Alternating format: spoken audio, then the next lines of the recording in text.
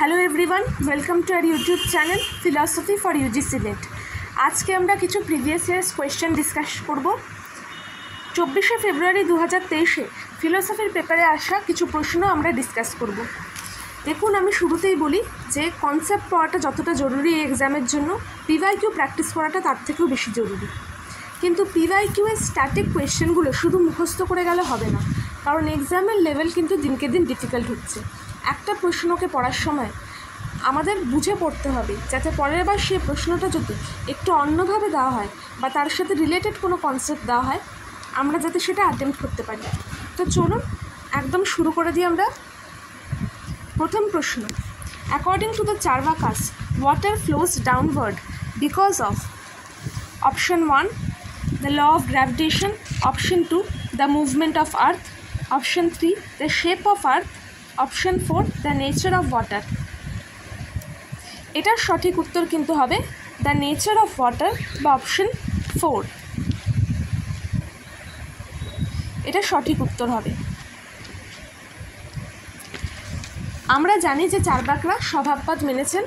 তাদের মতো বস্তুর যে নেচার বা স্বভাব, সেটাই জগতের উৎপত্তি, স্থিতি আর সমস্ত ডাইভার্সিটিকে ব্যাখ্যা করতে সক্ষম।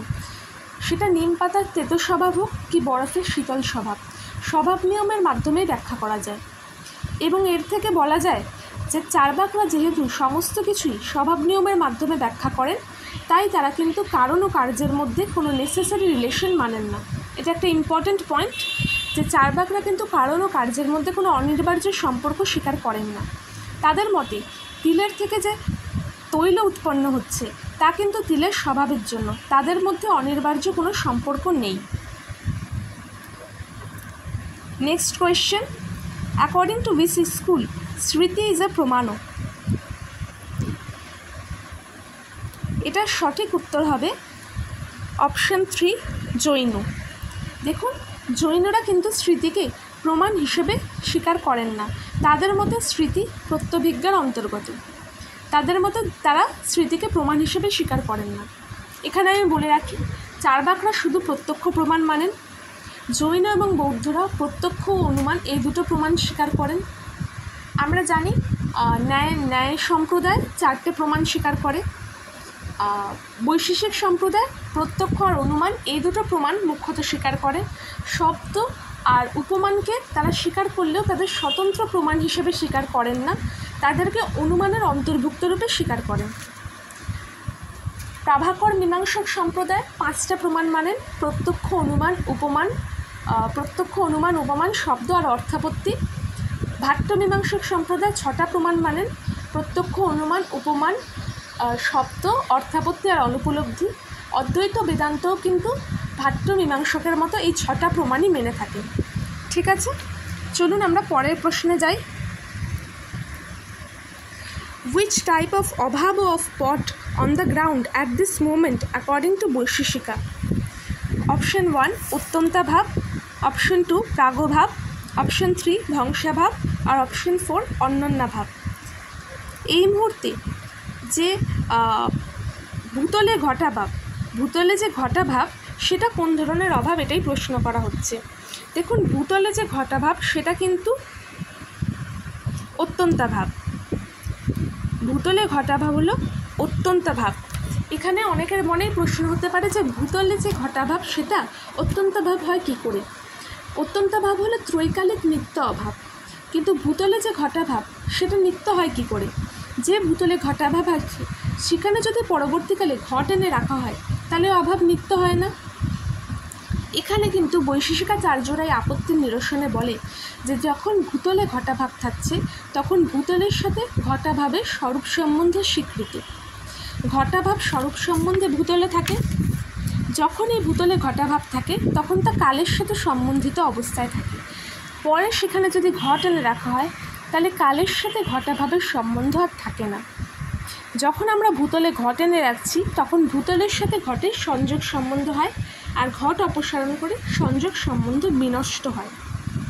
আমি আবার বলছি যে ওনারা বলছেন যে ভূতলে যখন ঘটাভাব থাকছে তখন ভূতলের সাথে ঘটাভাবের স্বরূপ সম্বন্ধ স্বীকৃত। ভূতলের সাথে ঘটাভাবের আমরা জানি স্বরূপ সম্বন্ধ। এবং যখন আমরা এই ভূতলে ঘট এনে রাখছি তখন কি হচ্ছে, সংযোগ হচ্ছে, সংযোগ সম্বন্ধের উৎপত্তি হচ্ছে, স্বরূপ সম্বন্ধ বিনষ্ট হয়ে সংযোগ সম্বন্ধের উৎপত্তি হচ্ছে। কিন্তু ভূতলে যে ঘটাভাব সেটার কিন্তু বিনাশ হয় না, কারণ ভূতলের এক প্রান্ত থেকে ঘট ওঠানো হলো, অন্য প্রান্ত থেকে ঘট এনে রাখলো, সুতরাং সেক্ষেত্রে সম্বন্ধ তার বিনষ্ট হচ্ছে, কিন্তু ঘটাভাবের কিন্তু বিনষ্ট হচ্ছে না।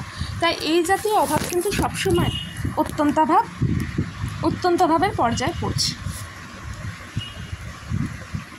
Which system holds the view that জ্ঞান is intrinsically valid but its invalidity is due to extraneous condition?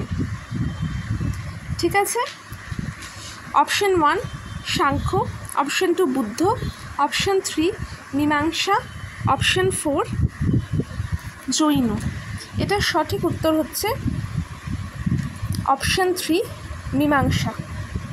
এটা সঠিক উত্তর অপশন 3 মীমাংসা। মীমাংসারা জ্ঞানের প্রামাণ্য সত বা ইন্ট্রিনসিক্যালি ভ্যালিড, ওনারা এটা স্বীকার করেন, কিন্তু অপ্রামাণ্য হচ্ছে পরত বা জ্ঞানের ইনভ্যালিডিটি এক্সট্রানিয়াস কন্ডিশনের জন্য। আমি ছোটো করে টু দি পয়েন্ট যদি বলি তাহলে মনে রাখবেন যে সাংখ্য মতে জ্ঞানের প্রামাণ্য আর অপ্রামাণ্য উভয়ই হচ্ছে সত, তারা শত প্রামাণ্য আর শত অপ্রামাণ্য মেনেছেন। ঠিক তার অপোজিট ভিউ ন্যায়মত, তারা জ্ঞানের পরত প্রামাণ্য আর পরত অপ্রামাণ্য মেনেছেন, তাদের মতে প্রামাণ্য আর অপ্রামাণ্য উভয়ই পরত। পূর্ব মীমাংসা মতে জ্ঞান শতপ্রমাণ আর পরত অপ্রামাণ্য, সেটা তারা স্বীকার করছেন।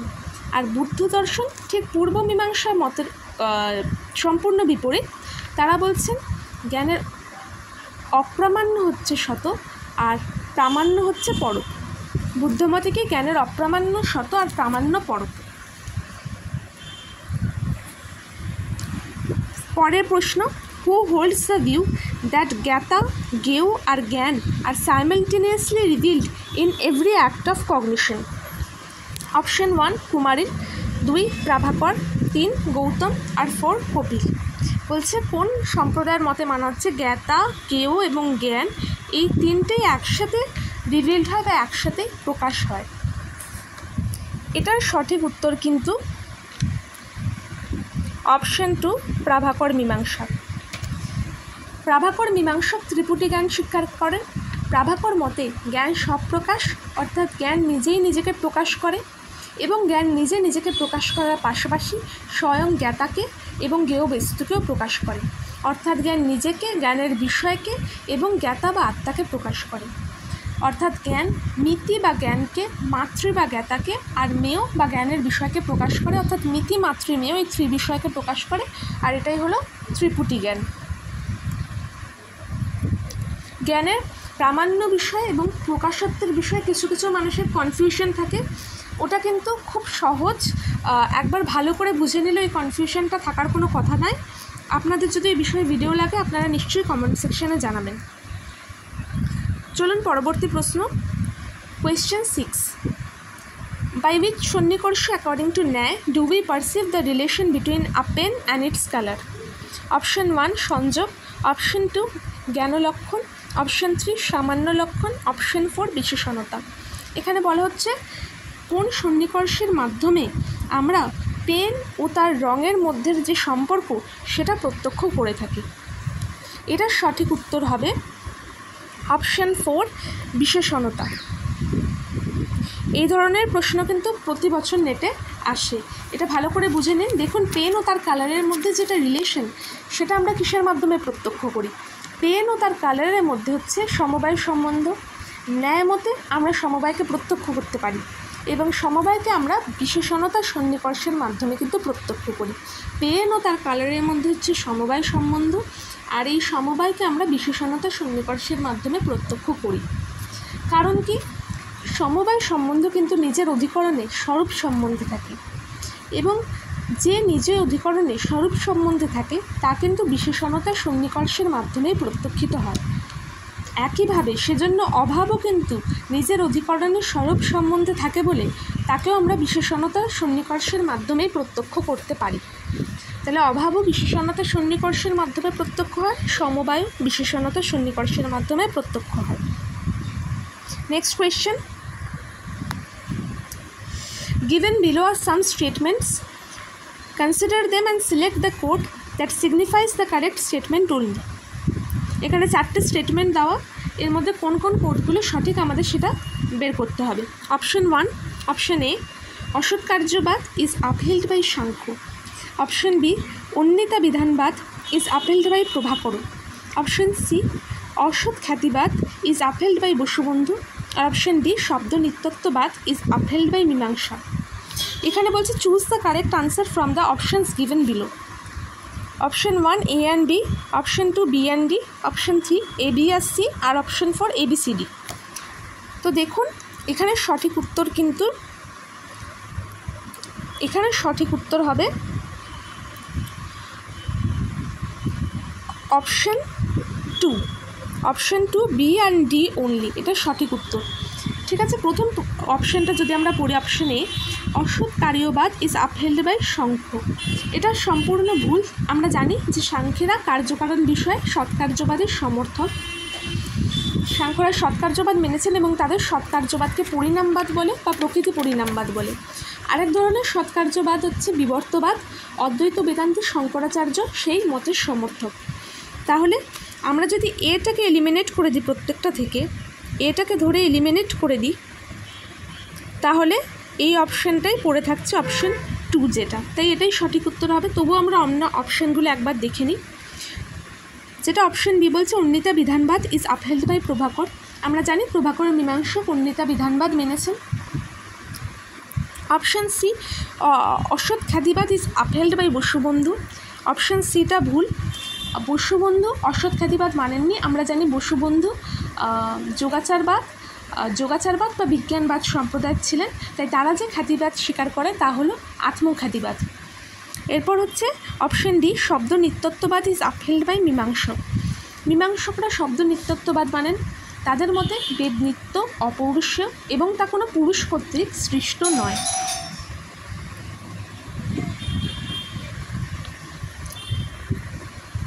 Option 8, which type of হেত্যাভাস is committed by the অনুমান শব্দ নিত্য শব্দত্বাৎ। অপশন 1 সাধারণ শব্দাবিচার, এখানে টাইপিং একটু মিস্টেক হয়েছে, সাধারণ শব্দাবিচার। অপশন 2 অসাধারণ শব্দাবিচার। অপশন 3 স্বরূপসিদ্ধ। আর অপশন 4 আশ্রয়াসিদ্ধ। এটার সঠিক উত্তর কিন্তু হবে অপশন 2 অসাধারণ শব্দাবিচার। ঠিক আছে, যে অনুমানে হেতুর কোনো অন্যায় ব্যতিরেক দৃষ্টান্ত থাকে না তাকে অনুপসংহারী হেত্যাভাস বলে। এক্ষেত্রে সপক্ষ বিপক্ষ সবই পক্ষের অন্তর্ভুক্ত হয়, অর্থাৎ যে অনুমানে হেতুর অন্যায় ব্যতিরেক দৃষ্টান্ত থাকে না সেটাই অনুপসংহারী হেত্যাভাস। ঠিক আছে, এই শব্দত্বাত্তা কিসের অন্তর্ভুক্ত? এই শব্দত্বাত্তা কিসের অন্তর্ভুক্ত? শব্দের অন্তর্ভুক্ত। সম্পূর্ণ তার সপক্ষ বিপক্ষ কোনো সব দৃষ্টান্তই কিন্তু পক্ষের অন্তর্ভুক্ত, তাই এটা অসাধারণ শব্দবিচার। হেত্যাভাসের উপর যদি আপনারা ক্লাস চান আপনারা নিশ্চয়ই কমেন্ট সেকশনে জানাবেন, তাহলে আমি ইন ডিটেল সেই হিসেবে নিয়ে আসবো। Question number 9, which one among the following is not a kind of ক্লেশো according to Patanjali yoga? Option 1 নিদ্রা, অপশন 2 অস্মিতা, অপশন 3 রাগ, আর অপশন 4 দেশ। এর মধ্যে বলা হচ্ছে যে কোনটা ক্লেশের পঞ্চক্লেশের কথা আমরা পাই তার অন্তর্ভুক্ত নয়। দেখুন এটার সঠিক উত্তর হবে অপশন 1 নিদ্রা। যোগ দর্শনে আমরা পঞ্চক্লেশের কথা পাই অবিদ্যা, অস্মিতা, রাগ, দেশ আর অভিনিবেশ। এখানে অবিদ্যা অর্থাৎ অজ্ঞান, অস্মিতা অর্থাৎ অহংকার বা অভিমান, প্রকৃতি থেকে যে সকল স্থূল থেকে স্থূলতর দ্রব্য তৈরি হচ্ছে সেগুলোকে নিজের বলে মনে করাই হচ্ছে অস্মিতা। রাগ হচ্ছে যে সুখপ্রদায়ক বস্তুর প্রতি যে আমাদের অ্যাটাচমেন্ট। দেশকে বলা যায় যেটা যেসব দুঃখপ্রদায়ক বস্তু তাদের প্রতি আমাদের যে ডিট্যাচমেন্ট থাকে। আর অভিনিবেশ অর্থাৎ আমাদের সবার মধ্যে যে মৃত্যু ভয় সেটা হচ্ছে অভিনিবেশ। In Nyaya epistemology we perceive a snake for a rope by, যখন আমরা যেটাকে বলে রজ্জুতে সর্পভ্রম, সেটা আমরা কিসের মাধ্যমে প্রত্যক্ষ হয়? অপশন 1 সংযোগ সন্নিকর্ষ, অপশন 2 সামান্য লক্ষণ সন্নিকর্ষ, অপশন 3 জ্ঞান লক্ষণ সন্নিকর্ষ, আর অপশন 4 সমবায় সন্নিকর্ষ। এটার সঠিক উত্তর কিন্তু হবে জ্ঞান লক্ষণ সন্নিকর্ষ। রজ্জুতে যখন আমরা সর্প প্রত্যক্ষ করি সেটা জ্ঞান লক্ষণ সন্নিকর্ষের মাধ্যমে হয়। যে কোনো ভ্রম জ্ঞানের জন্যই কিন্তু আমরা জ্ঞান লক্ষণ প্রত্যক্ষই স্বীকার করি, এবং ব্যাপ্তি জ্ঞানের ক্ষেত্রে কিন্তু আমরা সামান্য লক্ষণ সন্নিকর্ষ স্বীকার করি। এক্ষেত্রে চক্ষুর সাহায্যে আমরা রজ্জুকে দেখছি, আর রজ্জু এখানে অতীত জ্ঞানের বিষয়। রজ্জুর সাথে আমাদের কিন্তু সরাসরি লৌকিক সন্নিকর্ষ হয় না, অলৌকিক সন্নিকর্ষ হয়, আর এটাই জ্ঞান লক্ষণ প্রত্যক্ষ। দেখেন, অন্যান্য প্রতিবিম্ববাদ ইজ আপহেল্ড বাই, অন্যান্য প্রতিবিম্ববাদ কার মত? অপশন 1 ঈশ্বর কৃষ্ণ, অপশন 2 বিজ্ঞান ভিক্ষু, অপশন 3 বাচস্পতি মিশ্র, আর অপশন 4 কপিল। এটার সঠিক উত্তর হচ্ছে অপশন 2 বিজ্ঞান ভিক্ষু। অন্যান্য প্রতিবিম্ববাদ কিন্তু বিজ্ঞান ভিক্ষুর মতবাদ। এখানে যদি অন্যান্য প্রতিবিম্ববাদ না বলে শুধু প্রতিবিম্ববাদ বলা হতো তাহলে কি উত্তর হতো? যদি বলা হতো শুধু প্রতিবিম্ববাদ তাহলে তা পদ্মপাদাচার্যের মত হতো। পদ্মপাদাচার্য বিবরণ প্রস্থানের প্রবর্তন করেন, আর বিবরণ প্রস্থানে কিন্তু প্রতিবিম্ববাদের কথা বলা হয়েছে। এটাও মনে রাখবে যে বাচস্পতি মিশ্র তিনি ভামতী প্রস্থানের প্রবর্তক, এবং তাদের মতবাদকে বলা হয় অবচ্ছেদবাদ। রিপিট করছি, অন্যান্য প্রতিবিম্ববাদ বিজ্ঞান ভিক্ষুর মতবাদ। যদি শুধু প্রতিবিম্ববাদ বলা হতো তা পদ্মপাদাচার্যের মত হতো, কারণ পদ্মপাদাচার্য বিবরণ প্রস্থানের প্রবর্তন করেন, আর বিবরণ প্রস্থানে প্রতিবিম্ববাদের কথা বলা হচ্ছে। বাচস্পতি মিশ্রের মতকে কি বলা হচ্ছে? অবচ্ছেদবাদ, কারণ তিনি ভামতী প্রস্থানের প্রবর্তক ছিলেন, আর তাদের মতবাদকে বলা হয় অবচ্ছেদবাদ।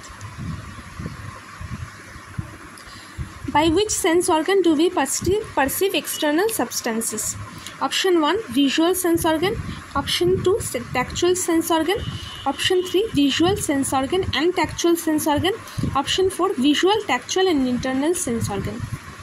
বলছে ন্যায়মতে আমরা যে দ্রব্যকে আমরা কিসের মাধ্যমে প্রত্যক্ষ করি, এটা কিন্তু হবে অপশন 3।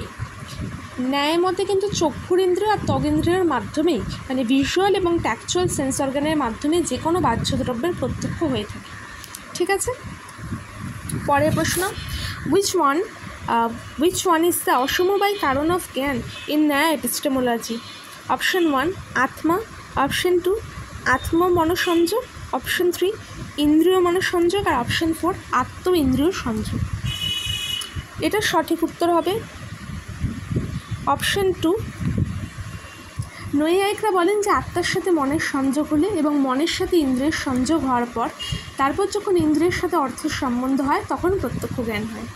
প্রথমে আত্মার সাথে মনের সংযোগ, মনের সাথে ইন্দ্রিয়ের সংযোগ, আর তারপর ইন্দ্রিয়ের সাথে অর্থের সংযোগ হলে আমাদের যে কোনো বস্তুজ্ঞান হয়। Question number 14, according to the Vaisheshika karya is?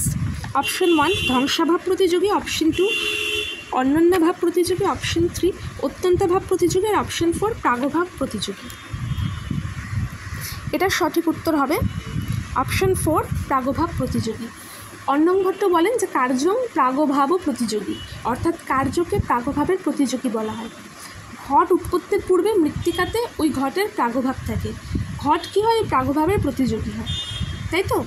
ঘট উৎপত্তির পর যখন মৃত্তিকাতে আমরা কি ওই ঘটের প্রাগভাব দেখতে পাই, ওই প্রাগভাবের প্রতিযোগী কি ঘট হয়, তাই জন্য কার্যকে প্রাগভাবের প্রতিযোগী বলা হচ্ছে। Question number 15, which among the following runs under the guidance of Rito? ঠিক আছে, option A courses of natural phenomena, B alteration of day and night, option C domain of human behaviour, option D regular movement of rivers. Choose the correct answer from the options given below. এখানে দেওয়া আছে A B C আর option 4 ABCD। এটার সঠিক উত্তর কিন্তু হবে option 4, অর্থাৎ ABC and D। ঠিক আছে, এখানে চারটেই এর মধ্যে রয়েছে এর অন্তর্ভুক্ত। কোর্সেস অফ ন্যাচারাল ফেনোমেনা, প্রকৃতির বিভিন্ন বিষয়, এই যে দিন রাত্রির যে নিয়মিত পরিবর্তন হচ্ছে, আমাদের হিউম্যান বিহেভিয়ার, হিউম্যান কন্ডাক্ট, আর এই যে রিভার যে প্রতিদিন চলমান, এই সমস্ত কিছু কিন্তু ঋতুর আন্ডারেই পড়ছে। ঋতু হলো একটা পরম তত্ত্ব, সেটা ধর্ম এবং সত্য। এই ঋতু কিন্তু বস্তুর গতি প্রকৃতিকে বোঝায়, দিন রাত্রির নিয়মিত পরিবর্তনকে বোঝায়, সৌরমণ্ডলের বিভিন্ন গ্রহ আর নক্ষত্র রাজ্যের নিয়মানুবর্তিতাকেও বোঝায়। এটা ধর্মীয় আর নৈতিক জীবনের মূল ভিত্তি। এটাকে কসমিক অর্ডারও বলে, কারণ এই ঋতুর দ্বারা আমরা, দেবতারা, সমস্ত সৃষ্টির এটা সাধারণ নিয়ম। যে কোনো যজ্ঞের নিয়ামকও কিন্তু ঋতু। অথর্ববেদে ঋতুকে অদিতির পতি হিসেবে বলা হয়েছে, আর অগ্নি, মরুত আর আদিত্যকে ঋতুজাত বলা হয়। আমাদের যে সমস্ত এথিক্যাল কন্ডাক্ট সেটা ঋতুর আন্ডারে আসে। এটা principal of truth and justice এক কথায় বলা যায়। ঠিক আছে, আজকে আমরা অনেকগুলো PYQ কভার করলাম। এখানে আমি আপনাদেরকে বলে রাখি যে আমি আগের দিন একটা রাসেলের ওপর ভিডিও কিন্তু দিয়েছি, যা মাত্র 20 মিনিটের একটা ভিডিও। ওটাতে কিন্তু আমি অনেক ইম্পর্ট্যান্ট পয়েন্ট বলেছি, সেটাতে ইনডেপথ একটা ডিসকাশন করেছি, যাতে আপনারা রাসেলের থিওরিগুলো কিন্তু বুঝতে পারেন। এটা কিন্তু প্রচণ্ড এক্সাম রিলেটেড এবং খুবই সংক্ষিপ্তভাবে দেওয়া। এই ভিডিওটা আপনারা দেখবেন এবং অবশ্যই কমেন্ট করবেন আপনাদের ভিডিওগুলো কেমন লাগছে এবং কোন কোন টপিকের ওপর আপনারা আরও ভিডিও চান। আপনারা প্লিজ লাইক, শেয়ার এবং একটা সাবস্ক্রাইব করবেন, একটু সাপোর্ট করবেন, কারণ দেখুন এটা নতুন চ্যানেল, এটা আমার একটা নতুন ইনিশিয়েটিভ অন ইউটিউব। আর আপনারা সাপোর্ট না করলে কিন্তু এটা কন্টিনিউ করা সম্ভব হবে না। আপনাদের যদি ভালো লাগে প্লিজ সেটা কমেন্টের মাধ্যমে জানাবেন। Thank you so much.